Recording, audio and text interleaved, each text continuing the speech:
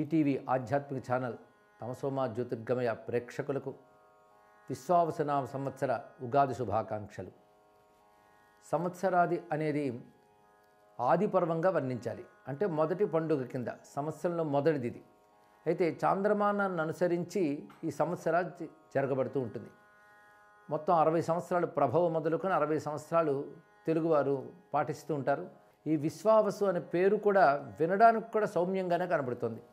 విశ్వావసు అనే శబ్దము సమస్త ఐశ్వర్యాలని సూచిస్తూ ఉంటుంది. వసు అంటే సంపద, విశ్వ అంటే సమస్తము. సమస్తమైన సంపదల శక్తిగా ఈ సంవత్సరాన్ని భావించవచ్చు. మొత్తం 60 సంవత్సరాల పేర్లు చూసినప్పటికి కూడా సూర్యభగవాను యొక్క శక్తి విశేషాలుగా మనకు అర్థమవుతుంది. ఎందుకంటే కాలకర్త సూర్యభగవానుడు, చంద్రుడు, వీటిని ఆధారం చేసుకునే సౌరమాన చాంద్రమానమును మనం నిర్వహిస్తూ ఉంటాం. ఈ శక్తులు కూడా ప్రకృతి శక్తుల యొక్క విశేషాలే మనకి ఈ 60 సంవత్సరాల పేర్లలోనూ కనబడుతూ ఉంటాయి. ప్రకృతి సర్వ సంపదలతో సమస్త సంపదలతో శోభిల్లుతూ ఉంటుంది. అది సూర్యకాంతి వల్ల, సూర్యుని యొక్క శక్తి వల్ల లభిస్తుంది. అలాంటి విశ్వవత్స నామ సంవత్సరము ప్రారంభమవుతున్న ఈ శుభవేళ ఉగాది కృత్యములు కొన్ని ఉన్నాయి. వీటిని అబ్దాది కృత్యములు అంటారు. అబ్దమన్న సంవత్సరమే.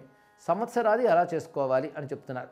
ఇక్కడ ఒక సంవత్సరం మనకు వస్తోంది, పాత సంవత్సరం వెళ్ళిపోతుంది అనగానే ప్రతి వారిలోనూ కూడా పాత సంవత్సరానికి వీడ్కోలు పలకడం, కొత్త సంవత్సరాన్ని స్వాగతించడం అనేది జరుగుతూ ఉంటుంది. అయితే మన పద్ధతులు ఇది సంప్రదాయం కనుక సనాతన ధర్మ ప్రకారంగా కొత్తదనానికి అనగా కొత్త సంవత్సరానికి స్వాగతం పలుకుతున్నప్పుడు శుభాకాంక్షలని భగవచ్చక్తితో మేళనం మనం చేస్తాం. ఊరికినే శుభాకాంక్షలు చెప్పుకోవడం కాకుండా భగవంతుని అనుగ్రహం వల్ల శుభం కలగాలి అనే భావనతో ఉగాది ప్రారంభించుకుంటాం. అంటే సంవత్సరానికి ఆదిని, ఆరంభాన్ని భగవత్ సంకల్పంతో అనుసంధానం చేసుకుంటాం. ఇది ఎలా చెయ్యాలి అనే దాని శాస్త్రం చెప్తున్నది.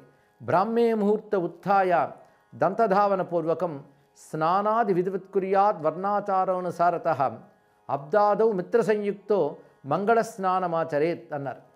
అంటే బ్రాహ్మీ ముహూర్తంలో లేచి కాలకృత్యాలు తీర్చుకున్న తర్వాత అభ్యంగ స్నానం చేయాలి. ధర్మశాస్త్రాలు కూడా ఈరోజు అభ్యంగ స్నానం ముఖ్యమని చెప్తున్నాయి. అంటే తలంటుకుని స్నానం చేయడం అనేది ముఖ్యమైన కృత్యం. ఆ తర్వాత సూర్యోదయంతో శుద్ధ వస్త్రములు ధరించి బంధుమిత్రులతో కలిసి గణపతిని ఆరాధన చేసి విఘ్నేశం భారతీం ఖేటాన్ దైవజ్ఞం బ్రాహ్మణాన్ గురుం సంపూజ్య ఉదన్ముఖ ప్రాముఖోవా దైవజ్ఞస్యతు సన్నిధౌ. గణపతిని సరస్వతీదేవిని ఆరాధన చేసి ఇష్టదేవతలను ఆరాధన చేసి ఆ తర్వాత దైవజ్ఞులను వేదవేత్తలను నమస్కరించి తూర్పు ముఖం కానీ ఉత్తర ముఖం కానీ కూర్చొని ఆ తర్వాత చేయవలసినటువంటిది పంచాంగ శ్రవణం. దీన్నే సంవత్సర ఫలం క్రమాత్ అన్నారు. సంవత్సర ఫలాన్ని శ్రవణం చేయడమే పంచాంగ శ్రవణం అని మనం అంటూ ఉంటాం. వికాసవదనో ధీమాన్ సంవత్సర ఫలం క్రమాత్ శృత్వా సంవత్సరకృత సుకృతానాం ఫలం లభేత్. ఇలా కానీ చేసినట్లయితే సంవత్సరం పాటు చేసిన సుకృతములు ఫలితములు లభిస్తాయన్నారు. అంటే సంవత్సరం పాటు పుణ్యాలు చేస్తే ఏం ఫలితం వస్తుందో ఈ విధమైన కృత్యాన్ని ఉగాది నాడు ప్రాతకాలం చేస్తే లభిస్తుంది అని చెప్తున్నారు. ఇది పంచాంగ శ్రవణం. దీనికి సంవత్సర ఫలశ్రవణం అని శాస్త్రంలో చెప్తున్నారు. మన లోక వ్యవహారంలో దీన్ని పంచాంగ శ్రవణం అంటూ ఉంటాం. అంటే పంచాంగం అనేది ఒక శాస్త్రం. ఇది జ్యోతిష్ శాస్త్రం ఆధారం చేసుకుని ఏర్పడినటువంటి శాస్త్రం.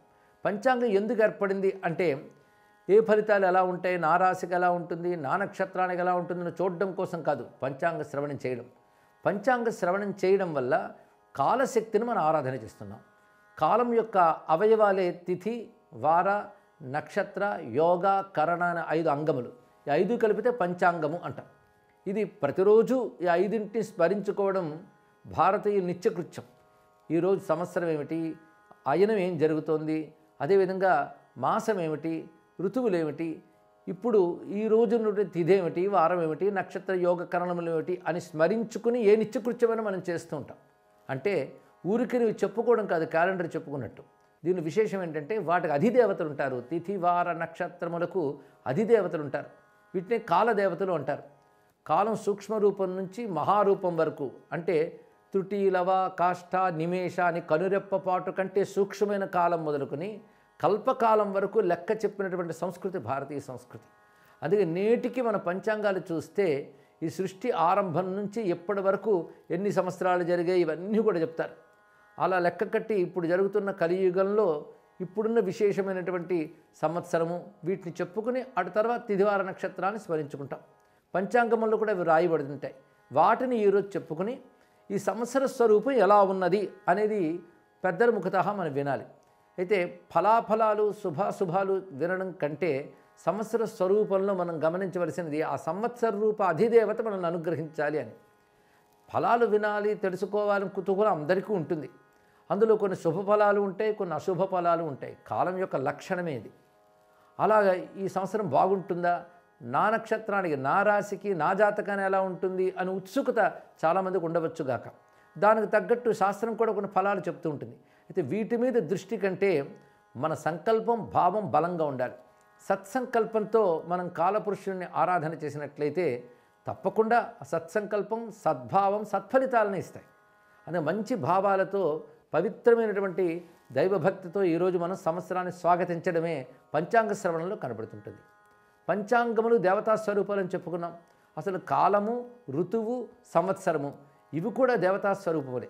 అని విష్ణు సహస్రనామాల్లో సంవత్సరో వ్యాళ ప్రత్యయ సర్వదర్శన అని నామం ఉంది. సంవత్సరము అనే పేరు. అలాగే ఋతుసుదర్శన కాల పరమేష్టి పరిగ్రహ అని నామం కూడా కనబడుతున్నది. ఇక శర్వరీకర అహహ అనే మాటలు కూడా కాలానికి సంబంధించిన అంశములే. అహహ అంటే పగలు, శర్వరీకర అంటే రాత్రిని చేయువాడు అని అర్థం. పగలు రాత్రి కూడా భగవత్ స్వరూపమే. సంవత్సరము భగవత్ స్వరూపంగా భావించిన విశేషం ఏంటంటే సంవత్సరం అనే మాట ఇటు కాలానికి వర్తిస్తుంది, పరమేశ్వరునికి కూడా వర్తిస్తుంది. అంటే అన్నీ దేని యందు ఉంటాయో దానికి సంవత్సరము అని పేరు. అంటే వసంత ఋతువు నుంచి శిశిర ఋతువు వరకు మార్పులు మనం చూస్తుంటాం. వరుసగా వసంత ఋతువు, గ్రీష్మ ఋతువు, ఆ తర్వాత వర్ష ఋతువు, ఆపై వచ్చేటువంటి హేమంత ఋతువు, శిశిర ఋతువులు ఇవన్నీ చూస్తుంటాం. ఇవి గమనించినప్పుడు మార్పులు, ఈ మార్పులు ఒక సంవత్సర కాలంలో కనబడతాయి. మళ్ళీ సంవత్సరంలో ఇవే తిరిగి ఆవృతమవుతాయి. కనుక చిగురు తొడగడం నుంచి ఆకు రాలడం వరకు, వసంతం నుంచి శిశిరం వరకు ఋతువులన్నీ ఏ కాలంలో ఉంటాయో దానికి సంవత్సరము అని పేరు. అంటే సంపూర్ణముగా కాలం యొక్క మార్పులు, కాలం యొక్క ఫలితములు కూడా ఏ కాలంలో లభిస్తాయో దాన్ని మనము సంవత్సరం అంటున్నాం. ఇలాగే భగవంతుని యందు కూడా అన్ని మార్పులతో కూడిన జగత్తు, కాలము కూడా ఆయన యందు ఉంది కనుక ఆయనకి పేరు వర్తిస్తున్నది. కానీ సంవత్సర అనేది విష్ణువు యొక్క పేరు అనుకుంటున్నామంటే అలాంటి విష్ణు స్వరూపమైన సంవత్సరం మనకి శ్రేయస్సు కలిగించుగాక, సుఖాలని శుభాలని సిద్ధింపజేయుగాక అని ప్రార్థించడం ఎంతో చక్కని భావన. ఇది సత్సంకల్పాన్ని ఈశ్వర సంకల్పంతో ముడిపెట్టడమే ఇందులో కనబడుతున్నది. మన సంకల్పాలు భగవంతుడితో అనుసంధానం చేస్తే భగవత్ సంకల్పాలుగా మారుతాయి. భగవత్ సంకల్పం తిరుగులేనిది కనుక మన సంకల్పాలు ఆ విధంగా బలాన్ని పొంది తిరుగులేనివిగా ఉంటాయన్న భావంతో ఈ రోజున సంవత్సర ఫలశ్రవణము చేస్తూ ఉంటారు.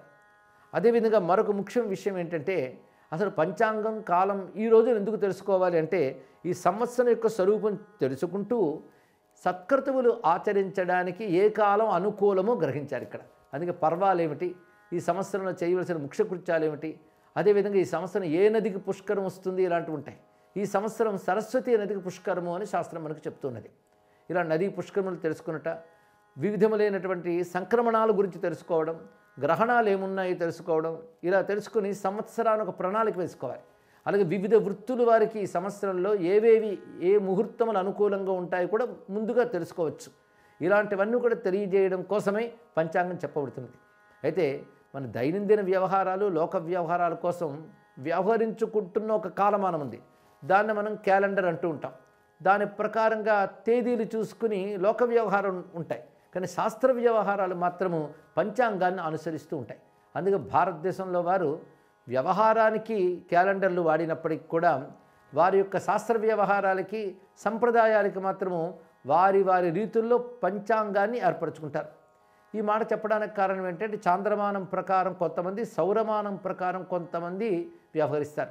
అదంతా కూడా వింధ్యకి ఇటువైపు దక్షిణం వైపు అంతా కూడా సౌరమాన చంద్రమానములు ఉంటాయి. వింధ్యకి అటువైపు అంటే ఉత్తరాది వైపు బార్హస్పత్యమానము అని చెప్తారు. దాని ప్రకారం వారు చేస్తారు. కొంచెం ఇంచుమించు కొద్ది నెలల తేడాలతో వాళ్ళ సంవత్సరాలు ప్రారంభమైన భారతదేశం అంతా కాలగణన, అదేవిధంగా సంవత్సరములు, వాటి యొక్క నామములు, మాసముల నామములు ఇంచుమించు ఒకే విధంగా ఉంటాయి. అయితే చాంద్రమానం ప్రకారం చేసిన దానిలో కొన్ని ఔచిత్యాలు పరిశీలిద్దాం. వసంత ఋతువుతో ప్రారంభమవడం గొప్ప ప్రత్యేకత. ఋతువునాం కుసుమాకర అని భగవద్గీతలో కృష్ణ పరమాత్మ చెప్తాడు. కుసుమాకరుడు అంటే వసంతుడు. పుష్పాలు, ఫలాలు, చిగురింతలు, పచ్చదనము కనిపించేటువంటి ఋతువు వసంత ఋతువు. అందుకే ఋతువులకి రాజు అని పేరు, ఋతురాజు అని పేరు. అలాంటి వసంత ఋతువు నాడు మనం ప్రారంభించుకుంటున్నాం. అదేవిధంగా ముగింపు ఎప్పుడంటే శిశిరం. శిశిరంలో ఆకు రాలుతుంది. అంటే చిగురు తొడగడం నుంచి ఆకు రాలే వరకు ఒక సంవత్సరాన్ని నిర్దేశించారంటే ప్రకృతిని అనుసరించి మన యొక్క సంవత్సర కాలగణన ఏర్పడింది. అంతేగాని ఇది వ్యక్తులు వాళ్ళ పుట్టుకలు వీటిని అనుసరించి ఏదో వ్యవహారం కోసం మనం ఏర్పరచుకోలేదు. ఒకవైపు ప్రకృతి, మరొక వైపు అంతరిక్షంలో ఉన్నటువంటి గ్రహ గమనం, వీటిని ఆధారం చేసుకుని మనం నిర్ణయించుకుంటూ ఉంటాం. అందుకే చాలా ఔచిత్యవంతమైనటువంటి కాల విభాగమే భారతీయుల సంవత్సర గణన అని చెప్పుకోవాలి. అలాగే చాంద్రమానం ప్రకారం అయితే కొంతమంది సౌరమానం ప్రకారం తర్వాత చేసుకుంటుంటారు. అది ఎక్కువ తేడా కూడా రాదు. ఈ విధంగా ఉన్నటువంటి ఈ సంవత్సర స్వరూపంలో విశేషములైనటువంటి శక్తులు ఉన్నాయి. పైగా మరొక గొప్ప మాట, దీనికి యుగాది అని పేరు. అంటే యుగములకు ఆది అని. అలాగే ఉగాది అని కూడా అంటూ ఉంటాం. ఉగాది అనే వ్యవహారం మనమే చెప్తాం, కానీ ఈ శబ్దం కూడా సంస్కృత శబ్దమే. ఉగాది, యుగాది, వత్సరాది 3 పేర్లు ఉన్నాయి. ఉగము, యుగము ఈ రెండిటికి అర్థములు ఏమిటంటే యుగములకు ఆది ఇది అని అర్థం. అన్ని యుగాలకి ఆది చైత్రశుద్ధ పాడ్యమి. దీనికి శాస్త్ర ప్రమాణంలో ఏం చెప్తారంటే చైత్రమాసే శుక్లపక్షే ప్రతిపత్తితో, అంటే చైత్రమాస శుక్లపక్ష పాడ్యమి నాడు బ్రహ్మ సచర్జాదవ్ అన్నారు ఇక్కడ. అంటే బ్రహ్మదేవుడు మొదట సృష్టి చేసినటువంటిది ఈ తిథి నాడు అని చెప్పారు. అందుకే ఇది ఒక విధంగా కల్పాది కూడా, శ్వేతవరాహ కల్పం యొక్క తొలి దివసంగా కూడా భావించవచ్చు. అలాగే అవతారంలో మొదటిదైన మత్స్యావతారం కూడా ఈ రోజునే జరిగిందని కొన్ని శాస్త్రము చెప్తాయి. కాదు, చైత్రశుద్ధ తదియ అంటారు. ఏదేమైనప్పటికీ ఈ ప్రారంభమే కదా. కానీ అవతారాల్లో మొదటిదైన మత్స్యావతారానికి ఈ తిథితో సంబంధం ఉన్నది. అదేవిధంగా సృష్టి ఆదికి సంబంధం ఉంది. యుగములకు ఆదిగా ఉంది కనుక యుగాది. అలాగే యుగము అంటే జంట అని అర్థం. సంవత్సరమే ఒక యుగంగా చెప్పుకోవాలి ఇక్కడ. అలా చెప్పినప్పుడు జంటకి యుగం అని పేరు. అంటే ఉత్తరాయణం దక్షిణాయనం కలిపి యుగము అవుతున్నది. ఉత్తరాయణ దక్షిణాయనాలతో కూడినటువంటి సంవత్సరం ఏదుందో ఆ సంవత్సరానికి ఆదిగా చెప్పుకుంటున్నాం కనుక దీన్ని సంవత్సరాది అని పేరు. ఉగము అనే మాటకు అర్థం ఏంటంటే ఉడు అంటే నక్షత్రం, గా అంటే గమనం. ఉగము అంటే నక్షత్ర గమనం అని అర్థం. అంటే చంద్రుడు ఆ నక్షత్రంలో గమనం చేసేదాన్ని అనుసరించి మాసం పేరు ఏర్పడుతుంది. చిత్తా నక్షత్రానికి చంద్రుడు వచ్చేటప్పటికీ అంటే పూర్ణిమ చిత్తా నక్షత్రంతో కూడి ఉంటే చైత్రం అవుతుంది. విశాఖ నక్షత్రం కూడితే వైశాఖం అవుతుంది. ఈ విధంగా నక్షత్రాల ఆధారంగా మాసములు ఏర్పడతాయి. ఆ మాసంలో మొదటి మాసం చైత్రం కనుక దానికి ఆది గనక ఉగమునకు ఆది ఉగాది అన్నారు. ఉగాది, యుగాది, సంవత్సరాది అని చెప్తున్నారు. ఈ రోజున కృత్యముల్లో ఇంతవరకు చెప్పుకున్న దాని ప్రకారం అభ్యంగ స్నానం ఒకటి, పంచాంగ శ్రవణం ఒకటి, ధ్వజారోపణం మరొక కృత్యం. అంటే జెండాలను ఆరోపణ చేయడం, ఇది కూడా శుభసూచకంగా చెప్పబడుతుంటుంది. ఆ తర్వాత నింబ కుసుమ భక్షణము, ఇది కూడా విధానముగా ధర్మశాస్త్రం మాకు చెప్తున్నది. నింబ కుసుమం అంటే వేపపూత, వేపపూత తినాలి. అది ఎలా చేయాలి? ఉగాది పచ్చని రకరకాల పోపులు తాళింపులు వేసి అనేక రకాల పదార్థాలు కలిపేస్తుంటారు కొంతమంది. ఒక్కొక్క ప్రాంతంలో కొన్ని పదార్థాలు కలుస్తుంటాయి. కానీ అసలు చేయవలసిన పద్ధతి శాస్త్రం ఏం చెప్తుందో ఒక్కసారి గమనిద్దాం మనం. ఇది ఎలా చేయాలి అనే దాన్ని కూడా చెప్తూ కించయద్వర్షాదౌ నింబ కుసుమం శర్కరామ్రఘృతైర్యుతం భక్షితం పూర్వయామే స్యాత్ తద్వర్షం సౌఖ్యదాయకం అని ధర్మశాస్త్రం చెప్తున్నటువంటి వాక్యం ఇది. అంటే వేపపూత, పటిక బెల్లం కానీ బెల్లము కానీ ఈ రెంట్లో ఏదో ఒకటి కలపచ్చు. అది కలిపి ఇక్కడ గుర్తుపెట్టుకోవలసినది బెల్లము శ్రేష్టము, పటిక బెల్లము, అంతేగాని పంచదార అని చెప్పడానికి లేదు ఇక్కడ. వాటిని కలిపి అంటే వేపపూతతో బెల్లాన్ని కలిపి మామిడి ముక్కలు కలిపి నెయ్యి వేసి, ఆవు నెయ్యి ఇది వేసి తీసుకోవాలి. ఇదే ఉగాది ప్రసాదం చేసే విధానం. దీనికి ఉగాది పచ్చడి లోకమ్య వరహాల్లో ఉన్నప్పటికీ కూడా ఉగాది ప్రసాదం అనడమే చాలా మంచి మాట, వినడానికి కూడా బాగుంది. ఈ తయారు చేసినటువంటి ఈ ద్రవ్యాన్ని భగవంతునికి నివేదించి ప్రసాదంగా స్వీకరించాలి. అది మనకి సర్వ సౌఖ్యాల్ని ఇస్తున్నది, సంవత్సరమంతా సుఖంగా ఉండేటట్టు చేస్తుంది. తద్వర్షం సౌఖ్యదాయకం అని చెప్పారు. అంటే సంవత్సరంలో ఎలాంటి శుభాశుభ ఫలితాలు ఉన్నప్పటికీ కూడా ఈ విధంగా సంవత్సరాన్ని మనం ప్రారంభించుకున్నట్లయితే ఇది శుభఫలాల్ని ఇచ్చి తీరుతుంది అని ధర్మశాస్త్రం చెప్తున్నటువంటి గొప్ప విషయం ఇక్కడ. అయితే ఇంకా ఆ తర్వాత కృత్యాల్లో చెప్తున్నది వివిధములైన దానాలు చేయొచ్చు, అలాగే జపము తపము ఇత్యాదులు కూడా ఫలిస్తాయి. ఇంకొకటి విశేషమైనది, ఈ రోజున కొన్ని సత్కర్మల్లో ప్రధానంగా వసంత నవరాత్రుల ఆరంభము అంటారు. ఈ రోజు నుంచి వసంత నవరాత్రులు ప్రారంభం చేస్తారు. సంవత్సరంలో ఈ నవరాత్రులకు చాలా ప్రాధాన్యం ఉన్నది. ఇది శాక్తేయ పరంగా కూడా దీనికి వైశిష్ట్యం ఉంది. అంటే అమ్మవారి ఆరాధన సంప్రదాయంగా ఉన్న వాళ్ళకి శరన్నవరాత్రులు ఎలాంటివో వసంత నవరాత్రులు కూడా అలాంటివే. పాడ్యము నుంచి 9 రోజుల పాటు అమ్మవారిని ఆరాధన చేస్తారు. ప్రత్యేకించి అమ్మవారు ఉపాసన ఉన్నవారు ఉపాసనా సంప్రదాయ పద్ధతుల్లో అమ్మవారిని ఆరాధించడం కనబడుతుంది. దీనికి కారణం ఏమిటి అంటే శివపురాణంలో దేవీ పురాణాల్లో కనబడుతున్న అంశం ఏంటంటే అమ్మవారు పార్వతిగా హిమవంతుని ఇంట ఆవిర్భవించినది చైత్రశుద్ధ నవమి నాడు అని మనకి స్పష్టంగా శాస్త్రాలు చెప్తున్నాయి. అదే చైత్రశుద్ధ నవమి నాడు అమ్మవారు ఆవిర్భవించారు కనుక దానిని పురస్కరించుకుని పాడ్యము నుంచి నవమి వరకు పూర్ణమైన ఆరాధనలు చేస్తారు. ఎప్పుడైనా నవరాత్రులు ఎందుకు చేస్తారంటే సంవత్సరంలో ఆది నాడు నవరాత్రులు చేసినట్లయితే సంవత్సరం అంతా క్షేమంగా ఉంటుందని. ఎందుకంటే 9 పూర్ణ సంఖ్య, 9 దినములు 9 రాత్రులు మనం పూజించామంటే సంవత్సరం అంతా పూజించిన ఫలితం వస్తుందని చెప్తారు. అలాగే కాలంలో కొన్ని మార్పులు వస్తాయి. అవి ప్రకృతిలో కొన్ని రకాలైనటువంటి చికాకులు కలిగించే వస్తాయి, మంచివి కలిగించి వస్తాయి. ఈ చికాకు కలిగించే అంశములు పోగొట్టే శక్తి కాలశాసక రూపడిన జగన్మాతకు ఉంది కనుకనే ఈ నవరాత్రులు ఆరాధన చేసుకోవడం జరుగుతుంది. అయితే విశేషించి పూజలు మొదలైనవి చేయలేకపోయినప్పటికీ కూడా అమ్మవారిని ఉద్దేశించి జపము పారాయణము ఇత్యాదులు చేసినప్పటికీ కూడా ఈ 9 రోజులు విశేష ఫలితం ఉంటుంది. అంతేకాకుండా రామచంద్రమూర్తి శ్రీరామ నవమి అని చెప్తూ చైత్రశుద్ధ నవమి నాడు ఆవిర్భవించాడు కనుక రామనవరాత్రులు రామభక్తులు చేసేటువంటి విధానం కూడా కనబడుతున్నది. ఈ విధంగా వసంత నవరాత్రారంభము. ఇంకా మరికొన్ని కృత్యముల్లో ప్రపాదానము ఉదకుంభదానము అని చెప్పారు. అంటే ప్రప అంటే అర్థం చలివేంద్రులు ఏర్పరచడం. ఈ రోజు నుంచి 4 నెలల పాటు చలివేంద్రులు చేస్తారు. ఈ చలివేంద్రుల్లో చెప్తున్నది ఏంటంటే జలం అన్నారు, నీటిని ఇవ్వాలి అని చెప్తున్నారు. అంటే దాహం తీర్చడానికి ఏర్పాటు చేయడం. దీన్ని బట్టి సమాజంలో ప్రజల యొక్క క్షేమం కూడా ప్రతివాడు చూడాలని చెప్పడమే బాటసారులకు మొదలైన వారికి మంచినీరు అందించడం కోసం చలివేంద్రులు ఏర్పాటు చేయడం ఈ రోజున విశేషమైన కృత్యంగా చెప్పారు. ఇంకొకటి ఉదకుంభదానం. పెద్దల్ని ఉద్దేశించి నీటి కడవని సమంత్రకంగా దానం చేసినట్లయితే అది వాళ్ళ తారణకు ఉపయోగపడుతుంది అని చెప్తున్నారు. ఇంత విశేషమైన కృత్యం ఈ రోజున చెప్తున్నారు. ఇలాంటి శుభభావనతో సత్కర్మలు ఆరంభించినట్లయితే సంవత్సరం అంతా కూడా ఇది శ్రేయస్సు కలిగిస్తుంది. అయితే పంచాంగం యొక్క ప్రయోజనం ఏమిటి అని చెప్తూ వేదాస్తావద్యజ్ఞ కర్మ ప్రవృత్తాః యజ్ఞాప్రోక్తాస్తేతు కాలాశ్రయేణ శాస్త్రాదస్మాత్ కాలబోధో యత స్యాత్ వేదాంగత్వం జ్యోతిషస్యోక్తమస్మాత్ అని శాస్త్రంలో చెప్తున్న మాట. దీని అర్థం ఏంటంటే వేదములు యజ్ఞకర్మలు చెప్తున్నాయి. అంటే వివిధమైన యజ్ఞములు అంటే దేవతారాధన విధానములు యజ్ఞములు అంటారు. అవి ఎలా చేయాలి అనేది, ఎప్పుడు చేయాలి అనేది కాలాన్ని అనుసరించి చేస్తుంటారు. ఏ కాలం ఏ రకమైన యజ్ఞం చేయాలి. యజ్ఞం అంటే అగ్నిహోత్రాది కర్మలు మాత్రమే కాకుండా పూజాధికాలు, దానాధికాలు ఇత్యాదులు చాలా ఉంటాయి. అంటే శాస్త్రచోదితమైన పవిత్ర కర్మలు.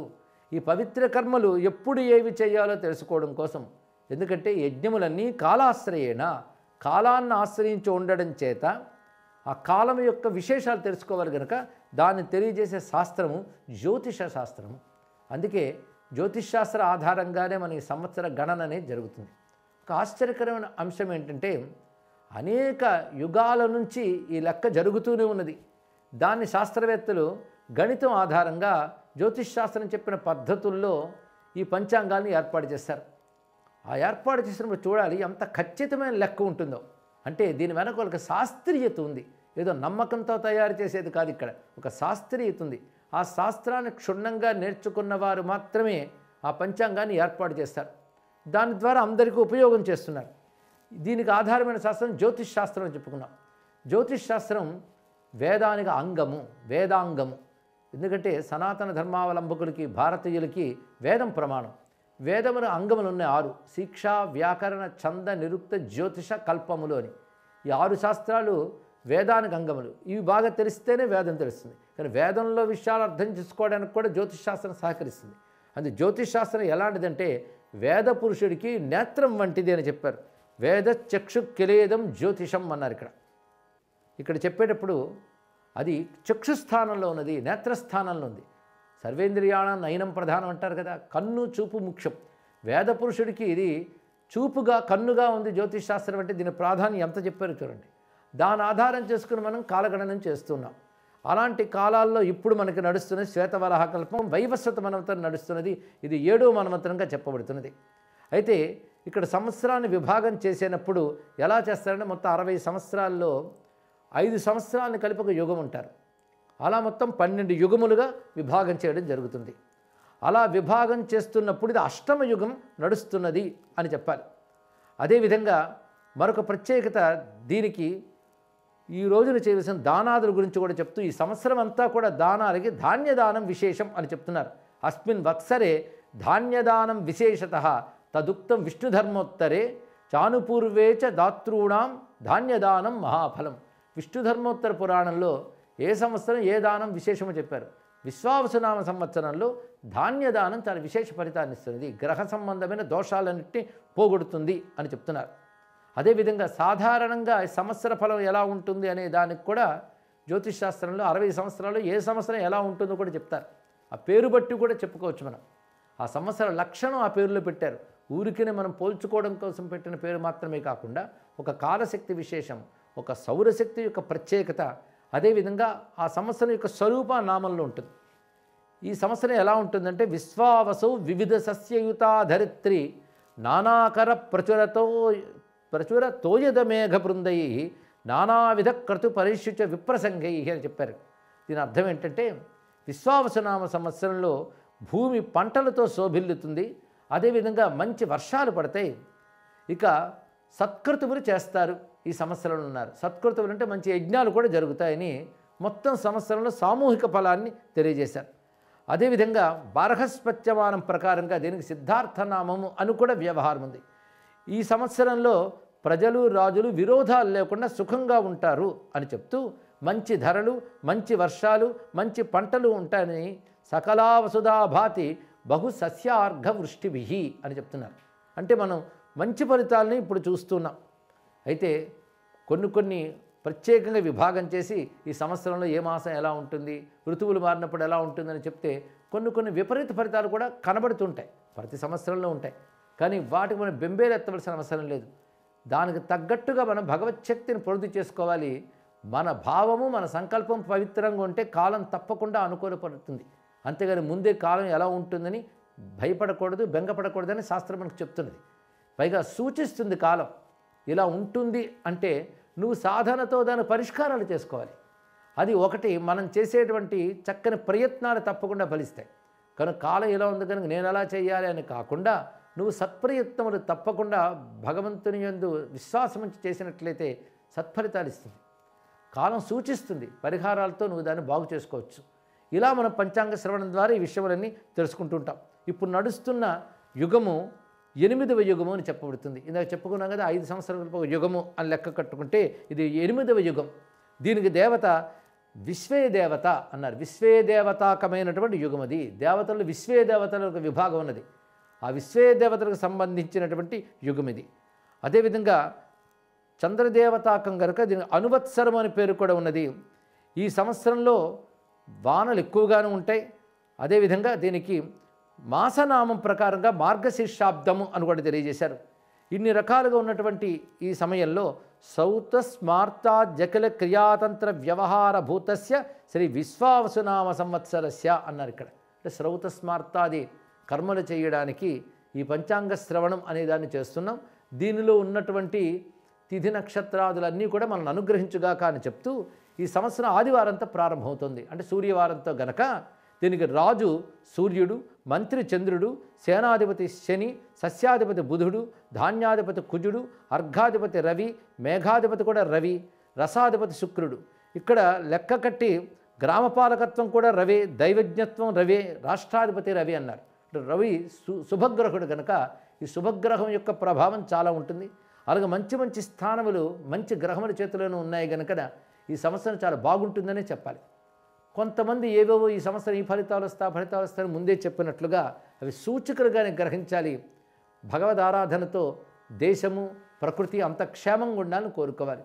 భారతీయ సంస్కృతి వ్యక్తి బాగుండాలి, ప్రకృతి బాగుండాలి, విశ్వం బాగుండాలని కోరుకుంటుంది. ఈ మూడు బాగుండాలని ఈ సంవత్సరం మనం కోరుకోవాలి. అలాంటి శుభ ఆకాంక్షలతో మనం సంవత్సరాది నాడు చేయవలసిన కృత్యములు చేస్తే తప్పకుండా భగవంతుని అనుగ్రహం లభించి ఈ సంవత్సరం శుభదాయకం అవుతుంది. భారతదేశానికి, సనాతన ధర్మానికి, ప్రకృతికి, విశ్వానికి కూడా శుభం కలగాలని శుభాకాంక్షలతో విశ్వావసునామ సంవత్సర పురుషుడికి నమస్కరిస్తూ స్వస్తి.